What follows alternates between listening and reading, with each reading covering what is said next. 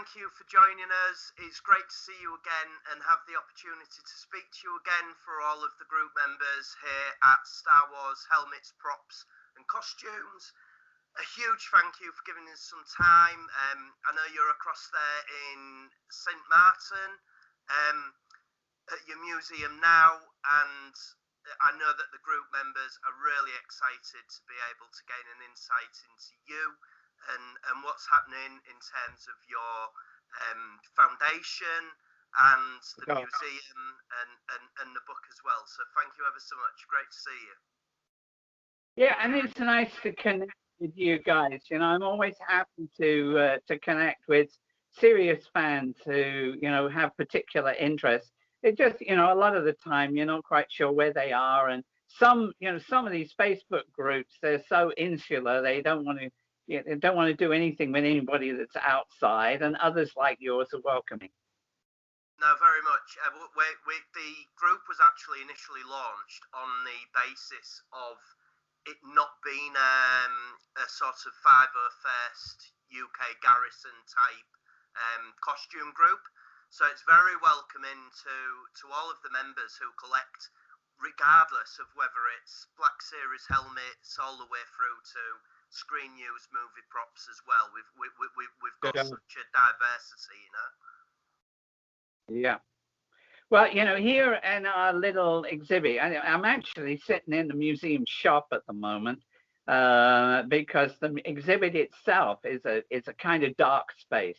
You know, you can call it a museum, but it's not like any museum that you've been to before, because, you know, I'm a movie maker, I'm an entertainer, I'm going at it from a different angle. So in the museum, all the lights are very low, which helps to conserve the stuff that is in there.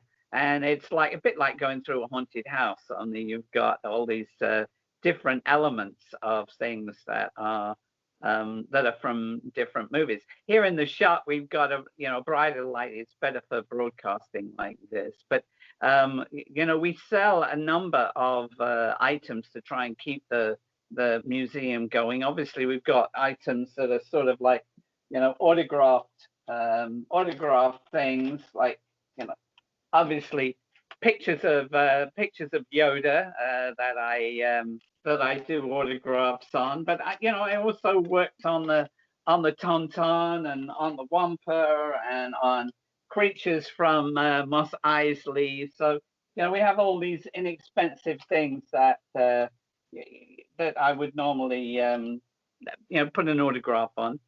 But then we've also got the original scripts from making the classic Star Wars trilogy that you won't find anywhere else in the world, basically because Lucasfilm collected them at the end of the movies. So sometimes you get scripts that come up for sale from the first movie because there was less security on that than there were on the other two.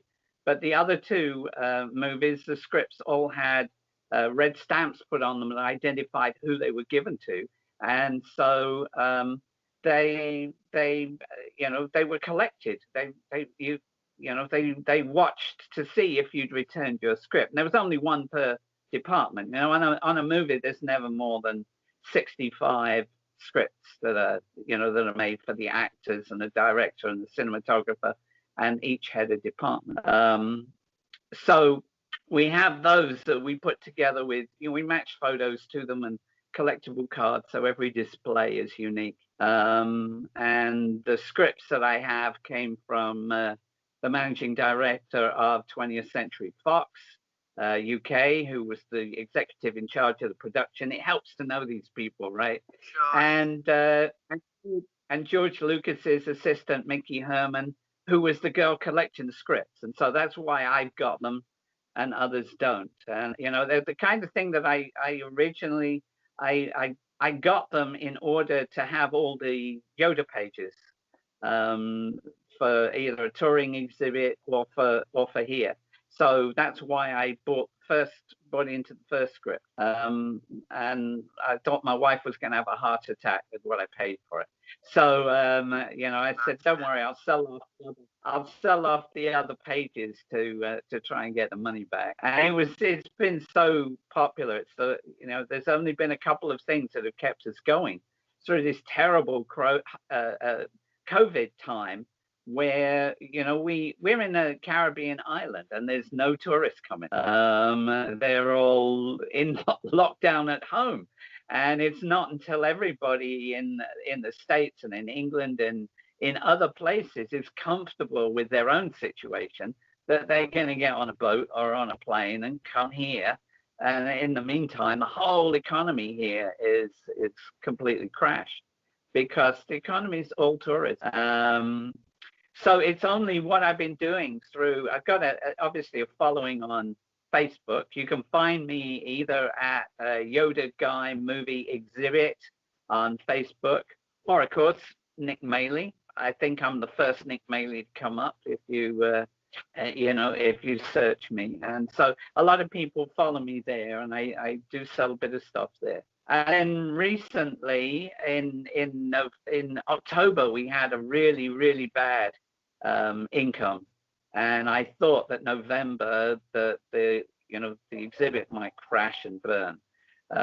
See, normally the exhibit funds my nonprofit foundation. They're kind of one in the same. The nonprofit foundation is to try and encourage young people and old people to follow their dreams and to think different and to think outside the box, and not to be intimidated to do what everybody else does, because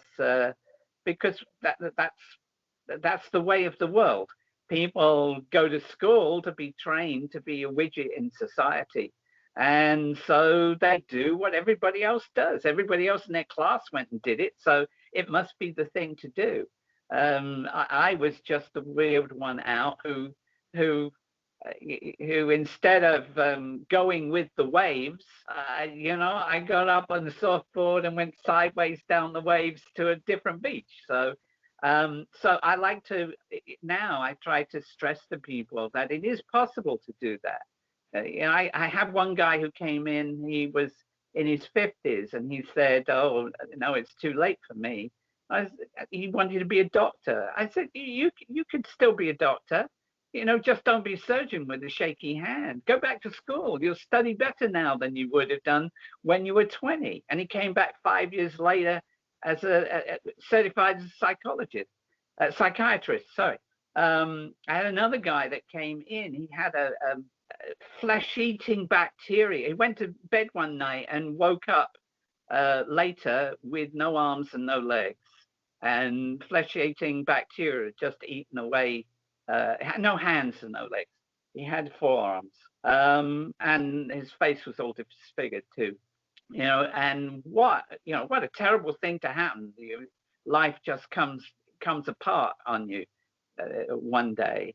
But this guy was really upbeat, and I said to him, "You are so upbeat. You don't know what you should be doing. I'll tell you what you should be doing. You should be a motivational speaker for people with disabilities, because you're proof that people with disabilities can put their lives back together." And he went and he did that. And I also had two people that came in that were youngsters who wanted to make movies. Both of them worked on Rogue One. So, it is possible. You just have to be determined to go and do that. And normally, the tourists they come to the museum, that produces money, and that funds, the good works that I try to do, which actually are based on the fact that when I was a kid, when I was 13, my teacher told me I was an idiot going to work in a factory. And if I'd taken his advice, I wouldn't be sitting here today. And so that's the motivation for me. I've lived an extraordinary life, and I'm trying to tell other people they can too. Just need to have confidence to do it. But now, instead of the museum being an asset that makes money for us, it's a liability that is sucking money out. And so we have to try and just do what we can. So it was in October. I thought in November we would crash and burn. And so I looked at the hand soloing carbonite life cast that we made 1979 in the museum, and I took that and I sculpted it. I took the basic life cast, but I mounted it on a plaque-board, so that it would be different to everything else that was out there. And what I do now is I award that to people who are supporting us by sending us $300 or more.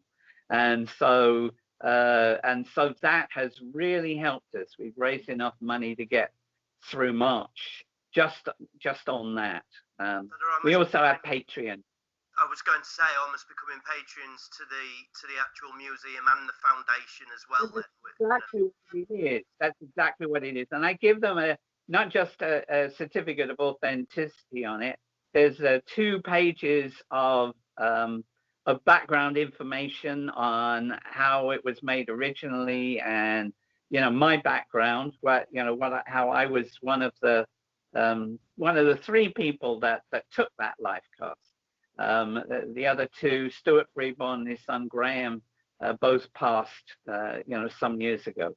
So I'm the only one left living that actually made the original life cast. And I explain in that in that life cast, we only cast the face, and that the body was actually the body of a completely different actor, Alan Harris, who plays Bosk.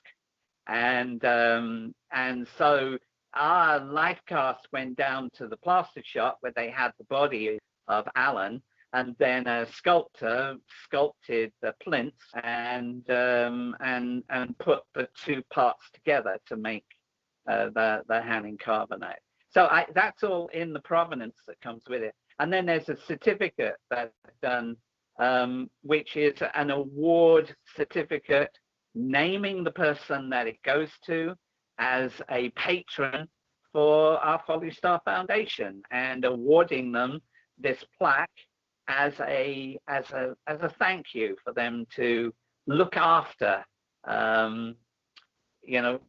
when I'm gone and everything else is gone. So I'd like to try and make things more something that is a piece of history, and not just something that people would think of as a replica. And so for that reason, I made it quite differently. It looks, when you look at the back here, it looks kind of gray, but actually the original life cast was all white. It's just, it's plain plaster. And I wanted to refer to that life cast because it's a life cast that I'm commemorating. I'm not trying to make a replica of hand in carbonite, because there's lots of people already doing that. So what I did is I just toned it. White, being all white, it looks really kind of flat if you've got it in normal lighting. So what I did was, the lighting in the movie comes from this side and shines down diagonally across the face. And so I've shaded it on this side, so that even in normal light, it's got that shape to it. But if you look at the movie, I've also put out a video about how to light it with colored light. Because in the movie, you don't really see it with its metal finish. You see it as red in one movie, you see it as blue in the other movie, because it's lit with colored light. And so I try to encourage people to have some ambient light like this, but then to put a colored spot here and just throw the color across the face. I've seen a couple of people who I awarded these to, who've just flooded the whole thing in colored light without any ambient light as well. And what happens is it just looks like it's in a red floodlight. Whereas what you want is the nuances, the changes of shade and color that comes from having just the color coming from that one side. You can see even from where I'm sat now, it's very, very striking. And I've seen so many different Hanning Carbonites. I've actually got one myself in storage that's going to be coming to the house, which is one of the life-size life-size ones.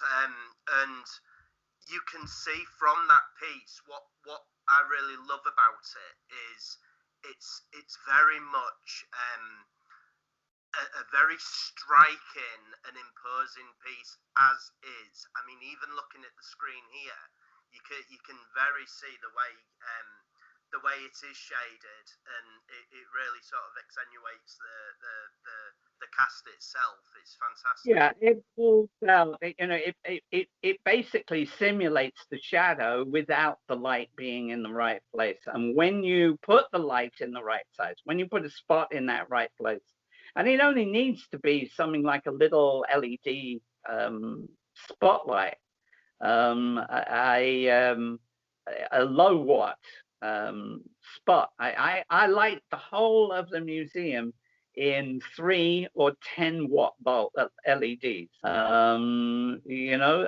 the whole place looks good.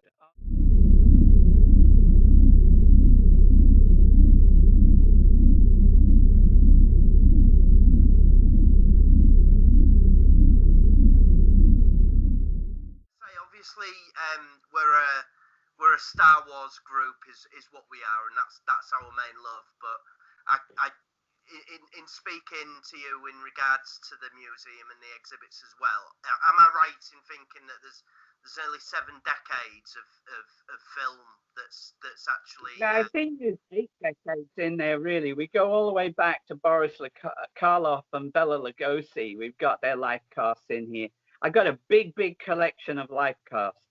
Life casts are something that are a byproduct of what we do.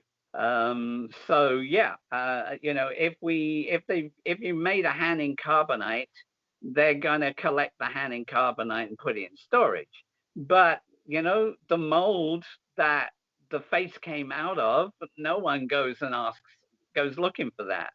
And when you're doing prosthetics, you need the actor's face underneath. So the same thing if you're making a dummy of someone. When I was cutting Sean Connery's head off for Highlander, I needed Sean Connery's head. So I have the plaster life cast from that, not necessarily the head that we finally chopped off with the wig and everything else on it. So when you've got that, you say, well, maybe I'm going to work with Sean again. Maybe I'm going to work with Harrison again. I should keep that because that saves me time next time to make the life cast. So you end up with all of these faces. And when we started to put the museum together, I really like this idea of having a hall of faces. And so we have this walkway that is just faces of Johnny Depp and De Niro and Brando and going all the way back. We have the life cast of the life cast that was used to reproduce Tarquin too. Yeah, that's in the museum as well. There was a life cast that was made, and I had a copy, and also Tom Spina had a copy from Tom Spina from Spina Designs, and he's got Regal Robot as well. And so he lent the life cast that he had to Lucasfilm for them to scan to use in Rogue One. So it's a whole load of these pieces, and so it's kind of nice to be able to look at stuff. I've got hand-drawn drawings from Snow White. I've got a cast of the Millennium Falcon and Maltese Falcon, 1941. So there's stuff for people in every age group, really, because I don't want it to just be. I get a family come and the wife's not interested in Star Wars and the guy is, but maybe there's something in there that she's interested in. And then because there were people who were asking, because I was starting to build that, I reached out to some of my old mentors who were retired and had stuff. So I got from Dick Smith, I got the cast from The Exorcist, and some others. And people would come in and say, "Oh gosh, I didn't know they were making life casts of Humphrey Bogart, for example, which we have." And I'd say, "Oh, they made life casts long before that." So I started to look for historical life casts to have a historical non-movie section. And we have the life mask of Abraham Lincoln that was cast 3 months before he was assassinated. Um, and I have the death mask of Oliver Cromwell as well. Oh wow, that's incredible. And you mentioned Sean Connery, obviously Christopher Lambert in Highlander, which is another film which I hold close to my heart. I love it. You also worked on The Shining, Jack Nicholson, another film again which is just a classic and I love. There was the sci-fi Krull, which you did. Christopher Reeve, Superman 2, and Yeah. all. But my best work is almost certainly in an everyday story about soul-sucking vampires from outer space called Life Force. And I have a lot of followers on YouTube specifically because of one clip of a sequence where I directed the animatronics, the puppeteers by radio, while Tobe Hooper was directing the actors for a transformation sequence, which has gotten 7.5 million hits on YouTube. And so that one video has kind of drummed up a lot of followers. I think half of them don't speak any English, so I get all these messages in different languages. I haven't got a clue what they're saying. It's got a real cult following now. Then from that movie, Life Force has a big cult following. Yes, it does. And at the time, it wasn't well received. It was, nudity and vampires and outer space. It was really too much for the critics of the day. What was the year, Nick, on that one? That would have been 1983. Right. But if you look, they're all practical effects. And if you look at what we did for 1983, they kept telling me I was going to get the Oscar for that year. And then the critics didn't like the movie, so it wasn't put up for Oscars. So that was that. And you did, of course, you did win an Emmy, didn't you, with the work on Hunchback? Was it Hunchback of Notre Dame? Yes, for the Hunchback of Notre Dame, yeah. Which was fantastic, and another one as well, just as a huge, because Star Wars is and always will be my first love, but I am a big movie lover myself, and I'm sure there'll be a lot of members in the group also that are.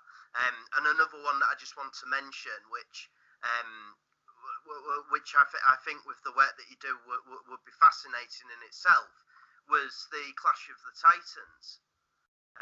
Yeah, well, I actually, in another couple of weeks, I do every Sunday, I do like a webcast, but I do it with different movie makers and creators, really. I've got quite a good cosplay following, and so I have a lot of friends that are professional cosplayers and also people who've made the transition, people who started in cosplay but are now working for Marvel, working on the Marvel movies, and people who work for Disneyland as costumers. And so we talk about making things, encouraging people to be creative and take their hobbies, that much further, whether it's making your own props or whether it is making your own costumes or whether it's making your own prosthetics for Halloween, right? It doesn't really matter. And so I've had stuntmen on there talking about, their careers as a stuntman. And the reason I'm telling you this, in the next couple of weeks, I will have my old friend Colin Arthur, who will be coming on. And Colin was the head of department on Clash of the Titans. And so I was really just helping him out on that. Clash of the Titans, I'm trying to remember that I did Sinbad and the Eye of the Tiger with him as well. Both Harryhausen movies. But Clash of the Titans, I was working on Empire Strikes Back at the same time as I was working on Clash of the Titans. So I was making prosthetics really for Colin on that. That's fantastic. And from my own personal point of view, there is no decade that can touch movies other than the 80s. In fact, from my opinion, I believe that all classics. I think they did some good movies in the 90s where there was a marriage between physical effects that were digitally enhanced. Stuff like Terminator 2, I think, was really good. But then we got into the realm of everything being a cartoon. Now we're coming out of that, going back to physical effects again, combined with digital that is motion capture. And when that's done really well, I think that's pretty good. I particularly liked Davy Jones from Pirates of the Caribbean, which looking at it, I thought was a prosthetic that they then digitally enhanced, but actually was completely digital. I found out afterwards, and so they did that really well. The problem with all of that is, it's already over 20 years since Forrest Gump met President Nixon. So, if I can digitally capture your likeness as you're going through a security machine, I can show you, killing some guy down the street and have you arrested if I don't like your politics. Or I could show, the leader of North Korea raping 6 American nuns and take a nation to war. It's actually very, very dangerous technology. There's a documentary I watched very similar to that, I believe, on Netflix, where it was all about motion capture, and then they added the voice, and I believe they used Barack Obama as the example on that one, and showed how easy it would be to do, to capture that and then post something out across social media, and very, very scary. You've got the other side of it, that someone could say a whole bunch of terrible things, and then after the fact could say, oh no, that wasn't really me, that was something that someone made on a computer, right? So basically what it comes down to is you can't believe anything you see that you weren't there in person yourself, right? Sure. And today we all make our opinions of what is good, what is bad, and what we believe based on what we get through one of these little screens. Yeah, I think it's a very different world that we live in nowadays. Absolutely. Yeah. And it's gonna change a lot in the next 30 years too. So young people today are gonna have a lot of challenges that I didn't have in terms of civil liberties and being controlled through their money. And just on that, I know we digress, but just on that as well, I'm sure it's we're going down the route of becoming a cashless society. I know in Switzerland they've done so much already, and it will get to that point. I think even more so with what's gone on around the world at the minute. The sooner that they can sort of become cashless society, I think that's something we will find. The whole principle of credit cards is to create a cashless society where you can't give your brother $50 without him paying tax on it. Sure, sure. And you're never actually in control of your own money as well. That's the you're at the mercy of, you know, yeah. of wherever. Anyway, diverging a lot. Yeah, we talked about Star Wars. I did have impact on a number of smaller characters as well. I'm only mentioning this really with regards to autographs because I recently discovered I'm the only person left living who worked on Dengar, for example. I did Dengar's Scarred Face for that. So I get people that want me to do autographs on their Dengar or their photographs of all the different bounty hunters, right? Sure. So they get different autographs for different bounty hunters. I'm the one that they do for Dengar now, and I did also do some artwork on Bosk. And I made all the warts that are on Greedo. I made his tasseled mohawk as well. So a lot of the characters in Mos Eisley Cantina. I made all the prosthetics for the uglies. So Dr. Esteban, and I sculpted the sucker hand for Pondo. That where he gets his arm cut off. There's a thing there. If anybody hasn't noticed it, if you look at the comic books, you'll see Pondo always has a big sucker hand. That's because the hand was intended to go on Spizit. I did the eyes for Spizit as well. And so they were meant to be sucker hands like a fly. So it could, stick to walls and various things. So that was the idea. But we were very short of hands. So we made excess hands, and they got distributed amongst different people. Some of the characters in Mos Eisley had hands from 2001: A Space Odyssey, the ape hands. And so the sucker hands got onto a bunch of different things. So Pondo was one of those characters. So we get in, we do the filming. We get to the point where Pondo has his arm cut off, and they want to do a shot of the arm on the floor, and they put a pistol down next to this sucker hand because they didn't want you to think that Obi-Wan cut his arm off for no good reason, right?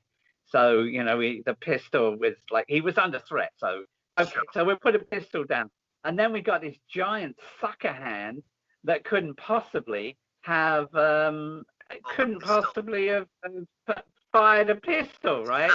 So in California, they got a hairy fingered hand, and so the shot of it lying on the floor is a hairy fingered hand. But if you freeze any of the wider shots, you'll see they didn't have that hand. So it's a blooper in the middle of the Mos Eisley Cantina. Wow. And I mean, of course, as well, the original movie in Star Wars was a low budget film, wasn't it? Really, it was done on a very tight budget. And one of the things the BBC, my friend David Whiteley produced it was a BBC presenter, and he and his team made a documentary called The Galaxy That Britain Built.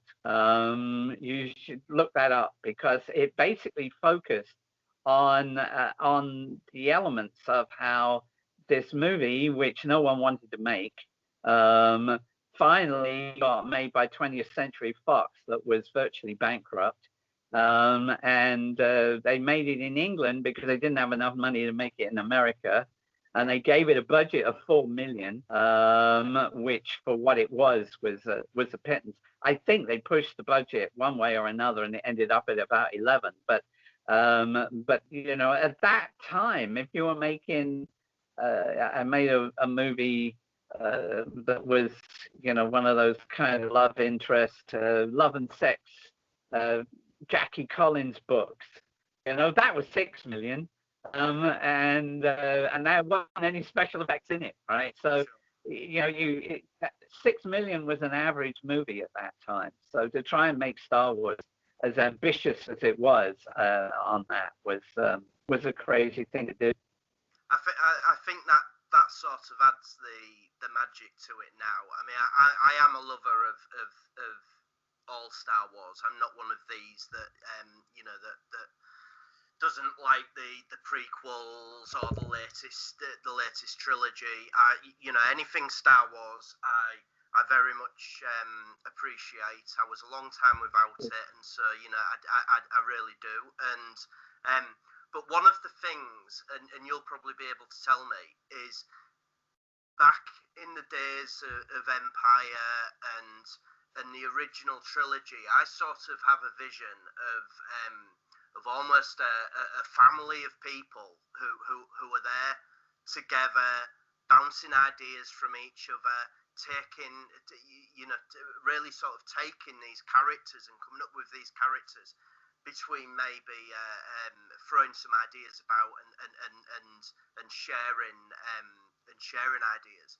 So then obviously now, as an example, I can imagine it would be a case of numerous people would be just working on one sole character. So if we'd say Grogu from The Mandalorian as an example, I'm sure in respect now that there will have been a whole host of people that contributed to his character when back in the elements, day, elements of it. When we made the first Star Wars, whatever drawings you've seen along the way, I wasn't the head of department, so I didn't get to see everything.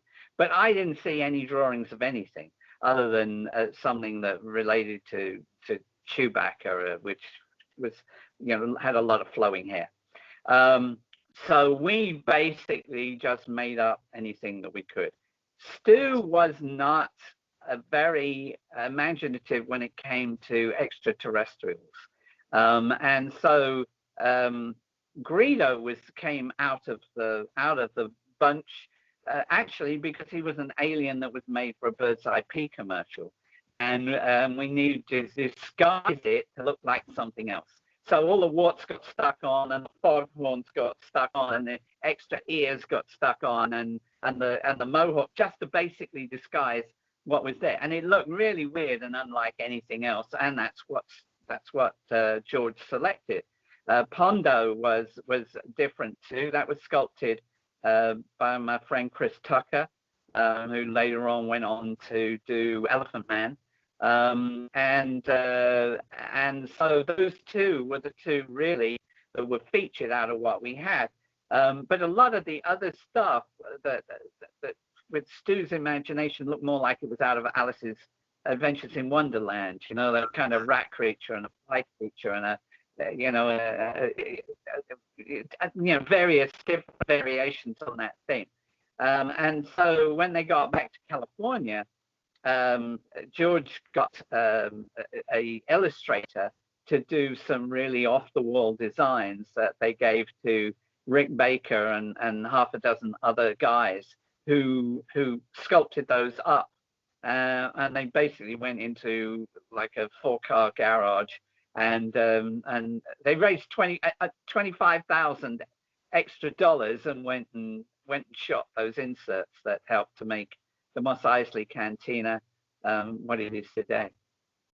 Which these characters as well, again, have such a cult following. I mean, you can look at a character in Star Wars like Boba Fett as an example, which now is, it was huge, but actually his role within the movie was minimal, very, very small, but it's the imagination, I think, that captures. No one expected that to take off like that. I think he took off because back in that day, no one was going to say, I want to be Darth Vader. It was good against evil. today the world's got so crappy, to be quite honest, that people think it's okay to be Darth Vader and kill all the children. And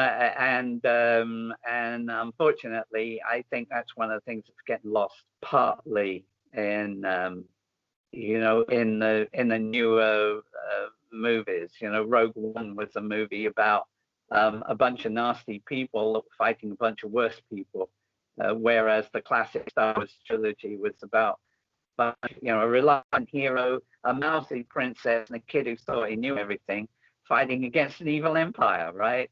And so, it was compassionate people fighting against selfish people. Today, everybody takes it for granted that it's okay to be selfish, and I think that's a shame. But that's the way has that influenced you with the foundation and your work there as well? Yeah, I know Rogue One's a very popular movie. To me, I've seen a lot of movies, so I recognize it as being the Dirty Dozen with the ending from a movie called On the Beach.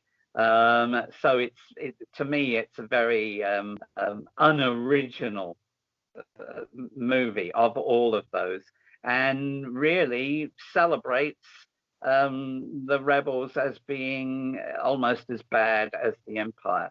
And that might be modern.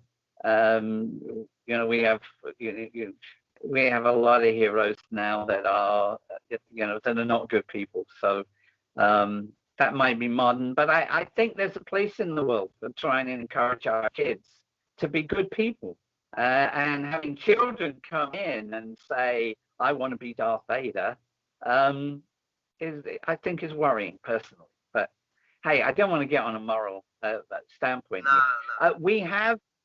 I don't have any problem with the groups. We've got to have our villains in our groups. Sure. Those when Darth Vader is part of the 501st and goes and helps encourages children in a children's hospital. That's good. That's a positive thing. But we still need to recognize that that being selfish and killing people willy-nilly is not actually something that is good for society. So if anybody wants to support the museum or our foundation to encourage people to follow, to live extraordinary lives, there's a number of ways they can do it. We have a Patreon page. Patreon is where people donate, $5 or whatever they want. It's tiered. It starts at $5 a month, and so people don't really notice $5 a month disappearing. If they want to do that, they go to Patreon. That's patreon.com/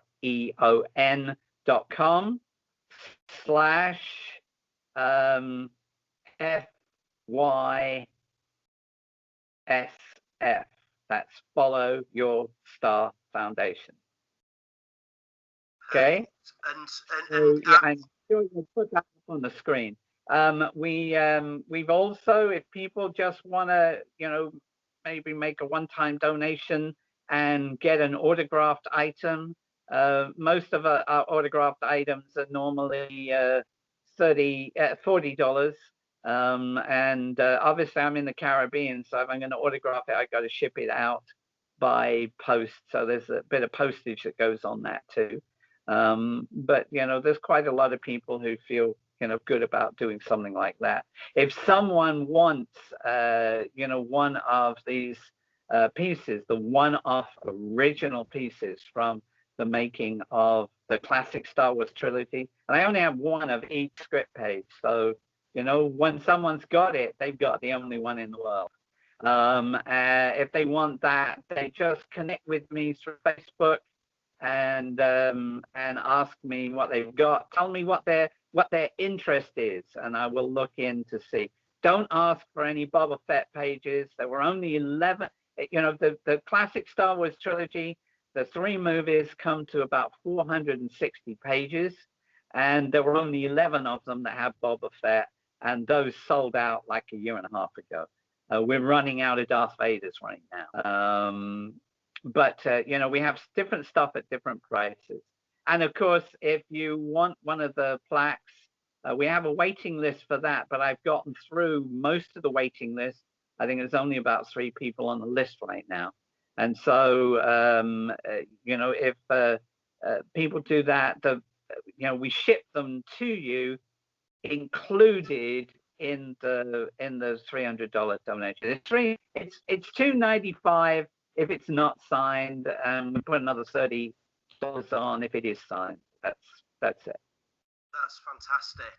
And what I'll do, Nick, is I'll add some of the links for the Patreon and bits as well to the video. So for any of you group members to get hold of any of these bits, there will be direct links there. Nick's own personal Facebook, if you click onto him, you can then go onto Messenger and drop yourself a message directly. And also the book, Nick, as well, to mention your book. Let me check the book. I got one right here. This is my little book of big ideas. It's called The Do or Do Not Outlook. And it's on the back, they describe it as a Jedi's guide to self-empowerment. It's basically, it's a manual on how to get from where you are to where you want to go, using all the same principles that I used back in the day. And it really doesn't matter whether what it is that you want to be. It doesn't have to be in movies and other stuff, because the principle's the same. The problem with wanting to be anything is that it's not convenient. You get derailed by life. There's always something else that you need to do. It can always put it off until tomorrow, and that gets put off till next week, and that gets put off till next month, and then, oh gosh, I wanted to do that 5 years ago, didn't I? And I never got around to it, right? And so it's designed to try and encourage someone every day to achieve this much towards getting where they want to go, while they're also doing what they've got to do to survive, while they're edging their way to where they want to go. And I would say 99% of the chapters are no longer than 1 page, because I didn't want to bore anybody. And the principle is that you just read 1 page. It's about 3 paragraphs while you're having breakfast in the morning. And it just sets you up, gives you a little push to say, come on, you can do this, get out there. They've got some blank pages in there. And what you do with the blank pages is you make notes about what you need to get done. So when you get to the end and you start at the beginning again, because you never put this book on a shelf, you get to the end, you start at the beginning. I mean, now you got to look at your own notes, and your own notes tell you all the things you didn't get done in the last 4 months. I like it. And so in today's society as well, I'm sure with the current climate that it would be very touching to a number of people, and I'm sure that that the book can be found on Amazon or eBay, but can people get the book directly from you, which will then help benefit? When someone buys this book on Amazon, I get about 13 cents. It's $16.95 is the normal price. There are places in the UK that do it as well. Barnes and Noble do it as well. If it's not in the shop, you can order it. And but if someone buys it from me direct, then instead of the bookstore getting the money for the book, that comes to the foundation. And of course, the money for the autograph goes to the foundation as well. So instead of $16.95, I pop another $20 on, and it's $35 autographed. And that's less than an autograph would be at a convention, at most conventions. So it's you get 2 things in one. There's definitely one of your books with my name on it. I can assure you that, which I'd love one myself, and to be able to, because I'm It's very touching me personally. I worked from 14 years old. I had a bad car accident. Two cars went into the back of me on the motorway. It technically ended my career at that point, and I'm at a point now where I'm looking at different avenues because I've got a 4-year-old son, and I want him to look up to me and still be proud of his dad.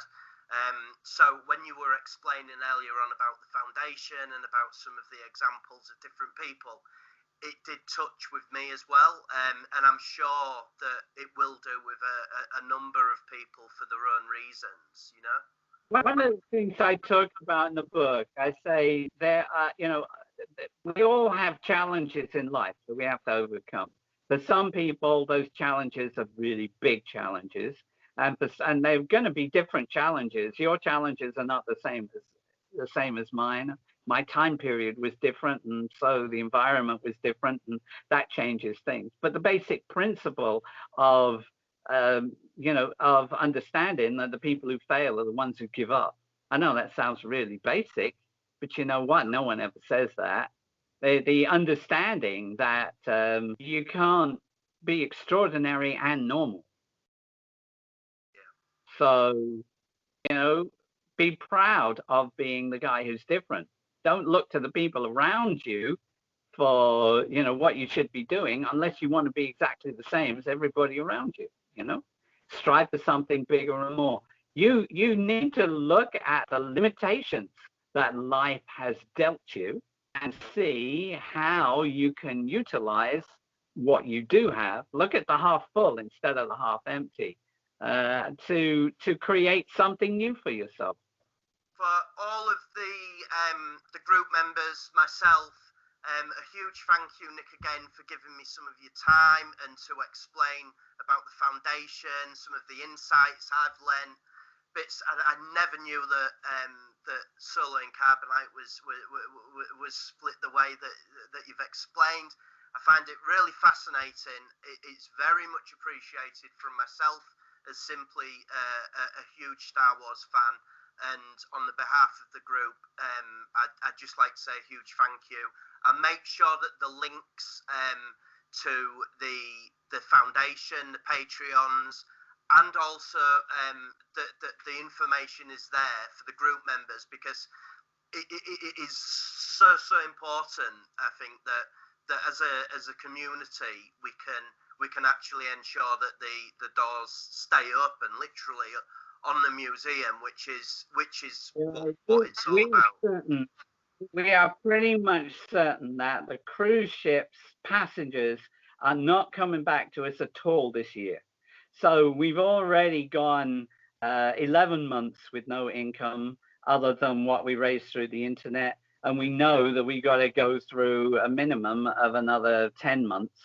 Maybe in 2022, there'll be changes, but we're in survival mode at the moment. So thank you, and I appreciate whatever help you decide to partake in.